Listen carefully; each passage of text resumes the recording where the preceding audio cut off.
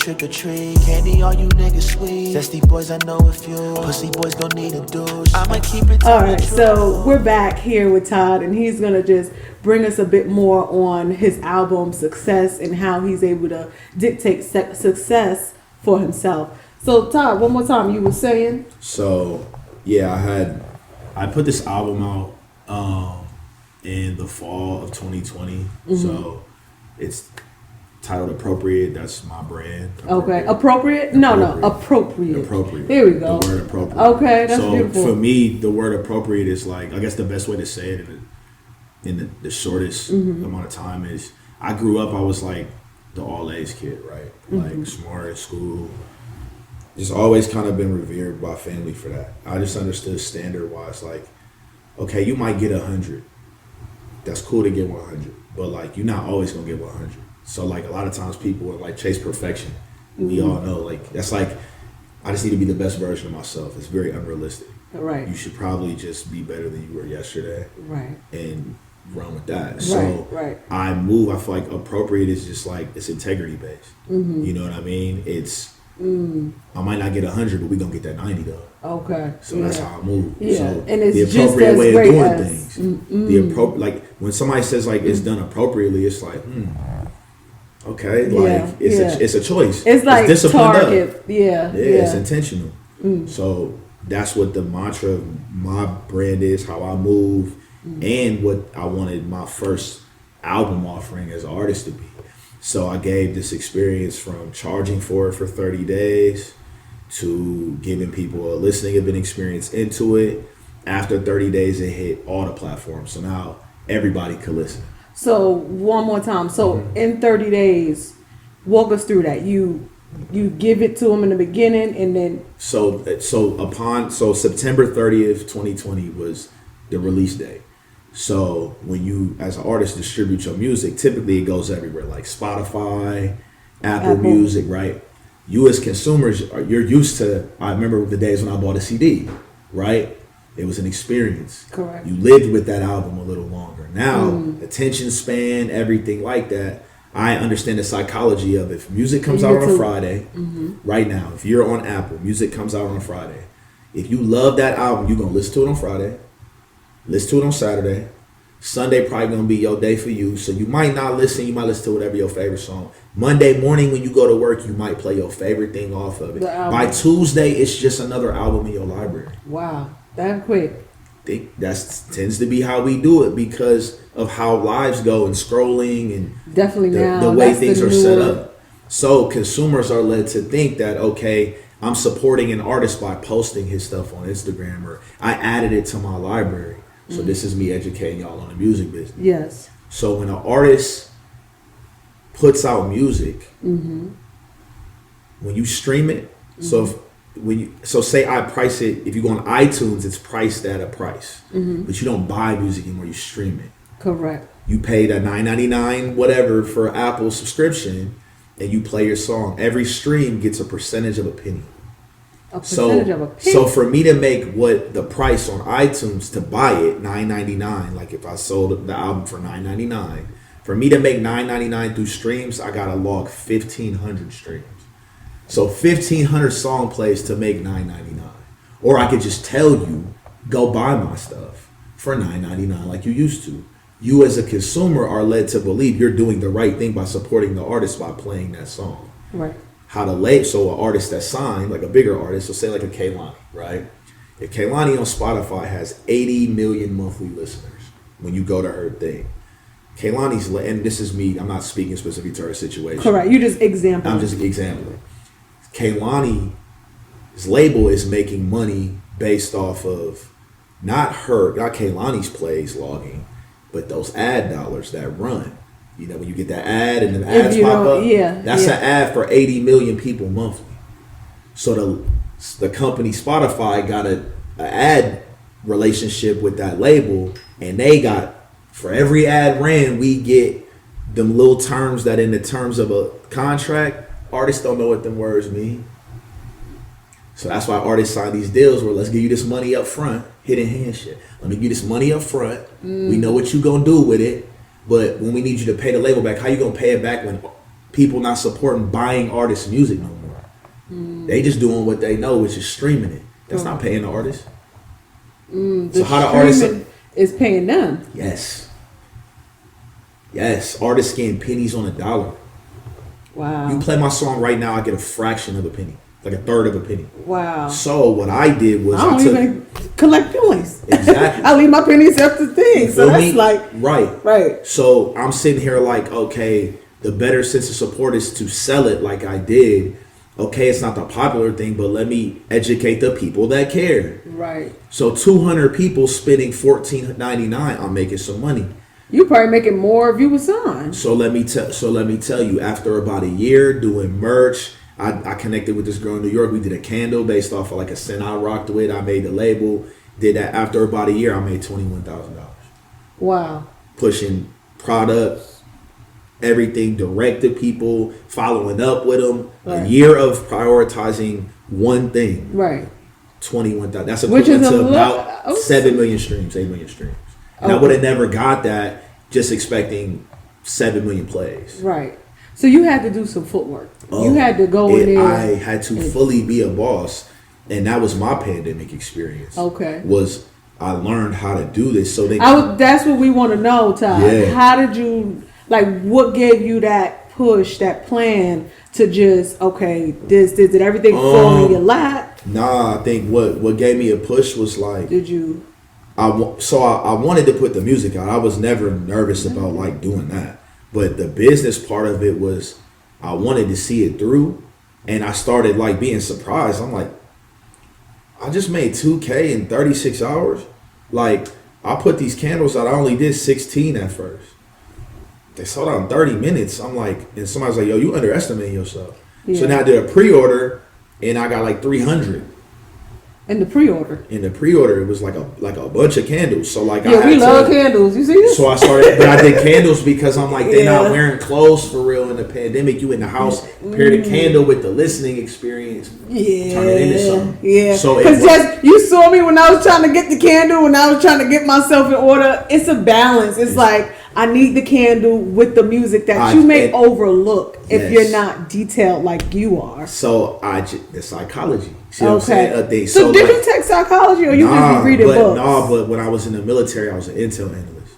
So like you did mention that. So I had to learn like critical thinking. I had to learn like a lot about the psyche. I done been in situations where I done got mentally broke, physically broke. So you had to kind of learn how to heal yourself. I took my experiences from that and I tailored it into how I do music business. Okay, so back to the plan. Yeah. So you I just realized like, that they need a candle with the music. I just felt like, and one, I also thought it was fly to do. I'm one of them. Like, if I think it's fly, y'all get me. Yeah. That's lifestyle to me. Like, that's New York too. Yeah. If I think it goes, it gotta be dope. It can't be. But I understand, like, if it suit my taste buds as an artist, like, that's what it's about. So I don't burn out because I genuinely do what I want to do all the time. I think that's the success is what you want, when you want, how you want.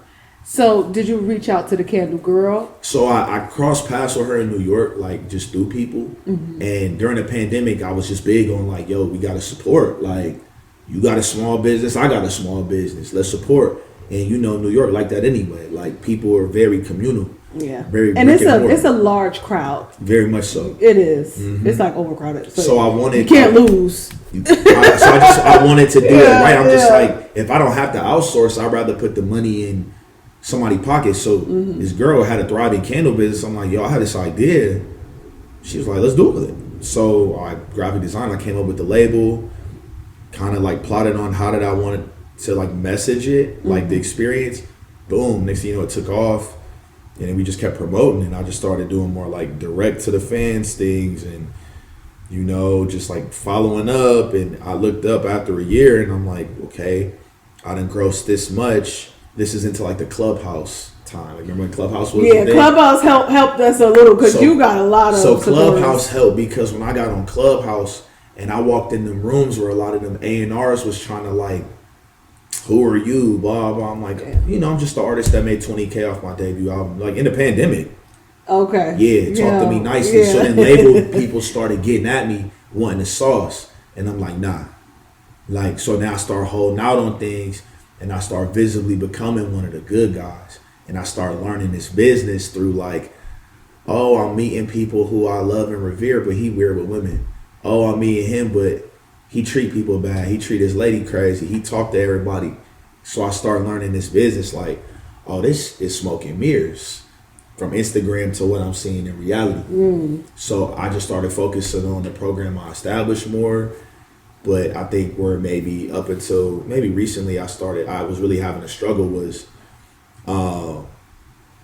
just betting on people that wouldn't bet on themselves. Just trying to see the best out of people, being overly generous. Looking in a different way. Because like maybe you was looking at people that just, had all potential. The glitz. It was potential more than anything. I was trying to like take on clients that I felt like, yo, I could turn bro up because he got a good heart. All he needs is this. Like, take on clients. You were. So I was like seeing artists and like, pandemic stuff happens and I'm sitting here trying to make more money. So I'm like, okay, how I can make my money is okay, of course, selling services. But ultimately, like finding artists that want to take this serious, other independent artists, and give them the fishing rod as to how I do this. To me, that's the success. Not you need to be famous because I'm learning like, just because you signed, like I told you the Kehlani example, not specific to her, but like that don't equate to money. The success is doing what you want, when you want, how you want. Do you want to be, is it clout you want or is it success and freedom you want? So I'm sitting here trying to show people how to live off what they love to do. It's like if I went to a school and talked to kids, it's like, they might be like, who is Todd? And it's just like, okay, I'm just somebody who like, I've charted over major artists before. My debut album has done stuff that people at labels can't do. I did it myself. I focus on who rocks with me. I have a fan base that's real, and I'm able to do what I want when I want from the crib without spending a lot to do it. To me, that's a lot more realistic than thinking you're gonna be Drake. Get you. You feel me? You changed your goal. I changed how I view success. Gotcha. We need to get back to glamorizing living a good life, doing what you want when you want. Taking them trips, having your people around you, not I'm driving this car and I got this watch and we're in Turks, like that's all performative and the people doing it got an agenda, bro.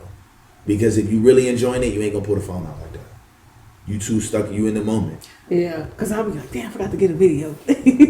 Yeah, you be having a great time. Yeah, I'm focused on feeling good, living so good. through this challenge, are you single doing this? Like so like now, like okay, so I'll be transparent again. So I remember I told you I moved back to Vegas. Right. So like at that time, like I needed my partner to be like a form of like softer, empathetic. Right. I needed her to be like easier on me. But I just think with the pandemic made relationships. We went from being just partner, girlfriend, boyfriend to like confidant, therapist, like 32 in one. Like, and that's not fair to either person. While you also dealing with a sick parent, and like while I'm also dealing with career adversity, while she dealing with career challenges and different challenges being from New York, you feel me? So like currently I am single because I took the step back of like, look, before we project on each other, we still good though. Like I ain't been out here, like I'm not outside. You feel what I'm saying? You took like, a break to really, because what it ultimately is just trying to understand how you maintain focus. Because a lot of people is trying to complete successful I don't even want to say break because I feel like break equates to like I knew what the next thing would be. All I knew was as a man, I'm not about to out of love. Like I love you too much to be who I used to be here. I felt resentment creeping up. So as a man, I'm gonna make a judgment call. And I'm going to say, look, I need to fix me. So what it's been is the journey of fixing me. I never knew solidarity. I never knew discipline. I never knew how to not use somebody as a void. Because I realized even here, like I came in and at a certain point, my level of provision as a man got to change. And I got to be to provide a safe space. Pandemic made that a little difficult though. So now that we off that, let's be honest about it. Okay. So this is me, lessons I learned out of love, making it a difficult thing. Right. And I feel like in the 30s, everybody, like even now, they think it's always got to be like dramatic separation or breakup. And that was just, look, I feel like this is what we need to do. And then I say about maybe 6 months in, we both realized like, okay, it was the right thing to do. Since then, like, you know what I'm saying? Like, we still, you know what I'm saying? But like, I'm not focused on anything right now than like elevating out of my current situation, which is not necessarily anything horrible. It's just, I know that I need to be, it's like, what good is if you got a phone full of apps, like, what good is the phone if it ain't charged up? So I just understand that I had a tendency to like come off on myself too much to like, so now I'm centered enough to feel like, you know what, nah, so this is the part of life where a lot of them deposits about to come back financially. Now I can make the time to where I was working and head down and putting time in there. Now I can put into me, see family, do that. Then I can make a decision on what I want as far as fixing you, which people don't understand, is fixing your brand. Yes. So when you say I'm fixing me, I'm fixing my brand. I'm making sure my brand is solid. Because before I even bring someone else in, I don't want to bring them in on saying. So it's pick and choose with people, like, and I've gone through like the hardest thing in the last year of like putting out songs that make like women feel seen and men like myself feel seen, but recognizing like, okay, I'm 34 doing it. Everybody that said they wanted on Monday is R&B, y'all ain't singing for the girl no more. And then I'm like, hello. And then it's like on Friday, like, yeah, but we just want the performative shit to shake our ass to. And I'm like, bro, y'all pick and choose. Like, so I had to get off of doing it to try to make this point to Garn and just getting back to me. I get you. Taking more control of so that now I'm in the best space. Like, I feel so good because I'm like, I do what I want, how I want to. I'm not sitting here doing nothing I don't feel left on. I'm not working with anybody off necessity or obligation at all. I'm not allowing anybody to slow my pace up or make me feel like I'm left of what I know is for me. I'm not worried about if people know my heart anymore when I know that God do.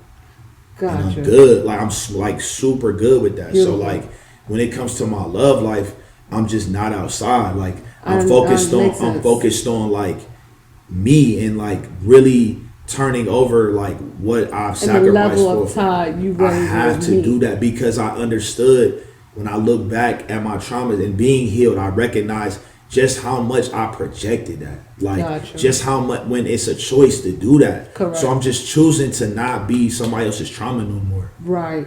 Because I got out of mine. Right. So much so that like in this time, like since the pandemic, from before the album to I didn't, every woman with excluding one because she married and we don't have contact.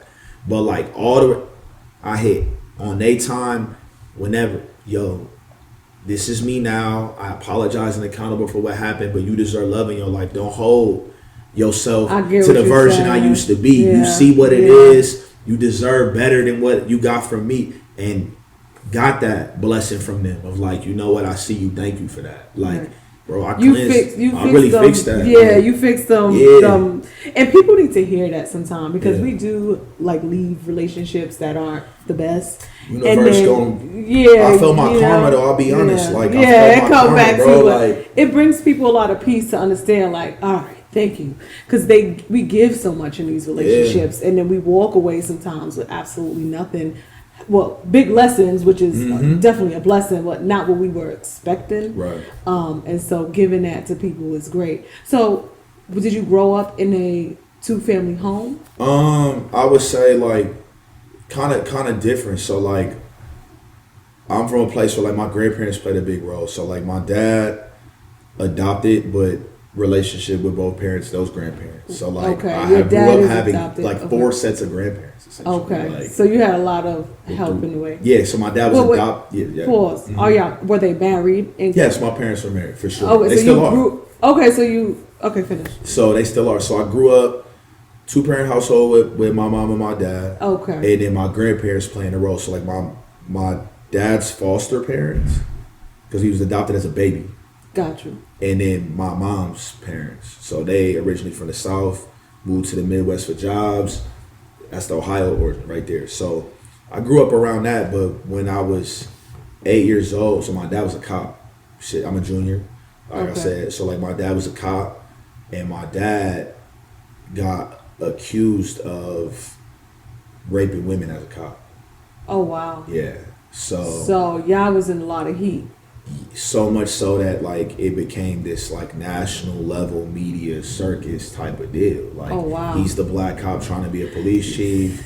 It becomes, and I'm like, do a lot of men in the community black out that era where it was very common for black men to be put into prison? I think so. I think they do black that out just due to like, you know, it was right before we step into the 2000s. So like Y2K was a thing and recession. And I also just think like at the time, like there wasn't a lot of black representation in those avenues as far as like law enforcement, legal, like exclude Johnny Cochran. Like you don't have a lot of like, there wasn't a lot of black representation in like advocation for the right thing. And I'm not saying civil rights. I mean like just the common individual working like in civil, like because your dad is a police officer. That's like but he's career. But I'm also from a very small city where everybody know everybody. So like they know that's your dad. They know that's my dad, but they also know like he not the cop that's treating people of color bad. He like being real for the people, but he also. So what happened was not playing that politic game got him caught up. They came after him. It came out that the women got paid off the lie. I was going to say, because I already knew it wasn't true. So, I'm just like, okay, did people forget that this was a big push? So he has a mistrial at first, and then it comes back around. He says, I'm not guilty. I'm not going to plead guilty to something I didn't do. And my dad, so I was second grade, I was 8 years old. Did they apologize for his trauma? I've actually had one reach out to me and like, wow. Yeah. But like my dad ended up getting 7 to 25 years and my dad was in jail from. He actually did time? My dad did 10 and a half years.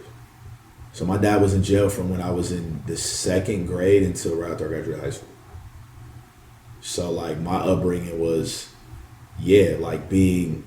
So you have here is what you can't miss this time. No. Because you say a lot of great things, so we're gonna highlight this part a little more. No, let's go. Okay, because what you have here is a melanated man that's speaking on your father, that's really trying to be that man in his family, right? And an obvious leader in the community, even though he may not be Martin Luther King. Yeah, 100%. And being watched and seen, and automatically a target. And even though it may not have seemed like a big hit to our community from your perspective, it was though. Yeah, I was going to say it was a big hit because he's an ideal melanated man that a lot of.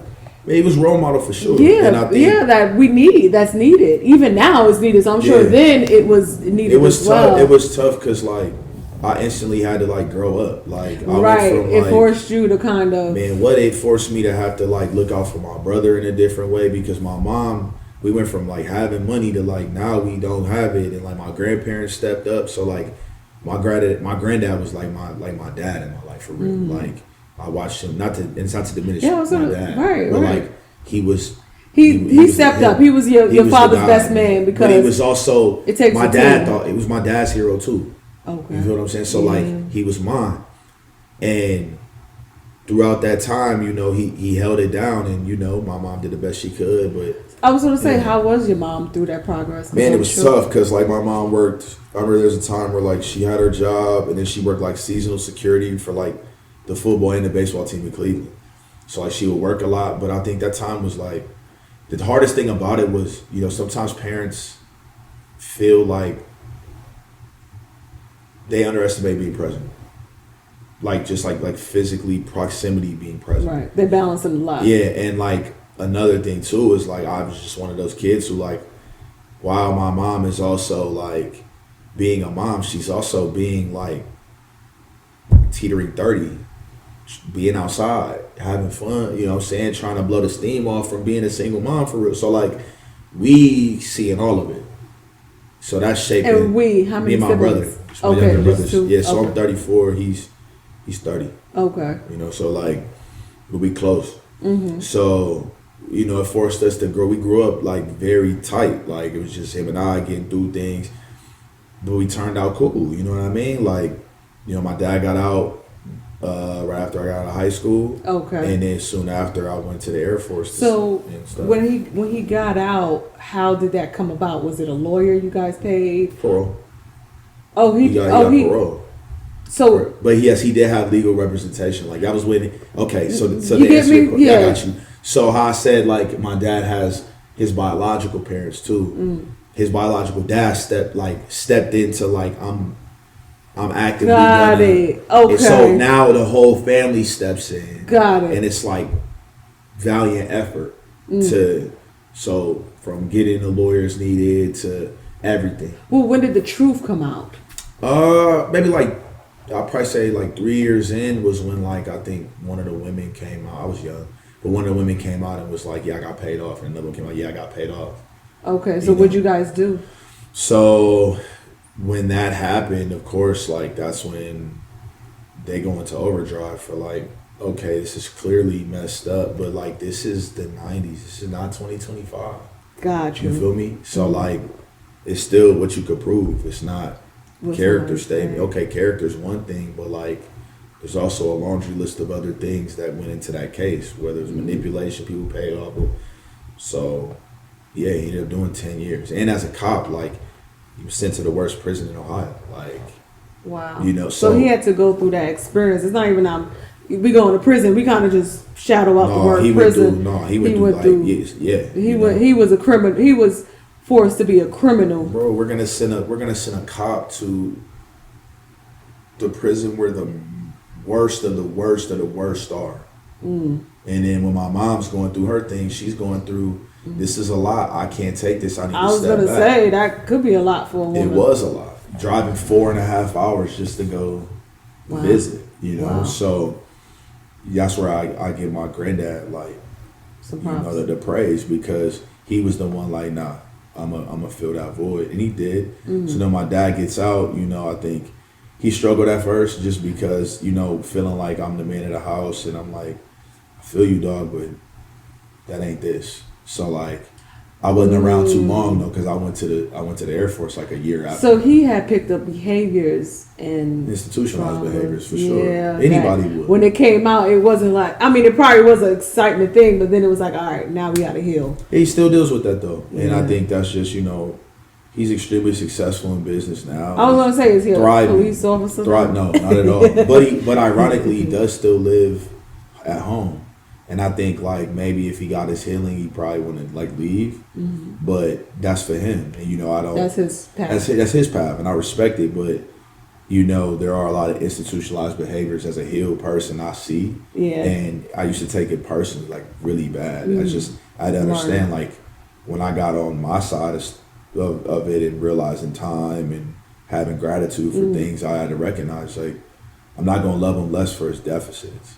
Gotcha. I just gotta love him for who he is. Gotcha. You know what I mean? And enjoy what I can. I don't need to, like, dump or expect emotional availability out of someone who doesn't necessarily, who kind of got robbed of it, or isn't choosing to redeem it now. Like, that's for him. So if he hits that point, okay, cool, we can cross that bridge. Right. But I'm not about to cross a bridge that's half built or two things on that side. Like, I'm not gonna leap over there.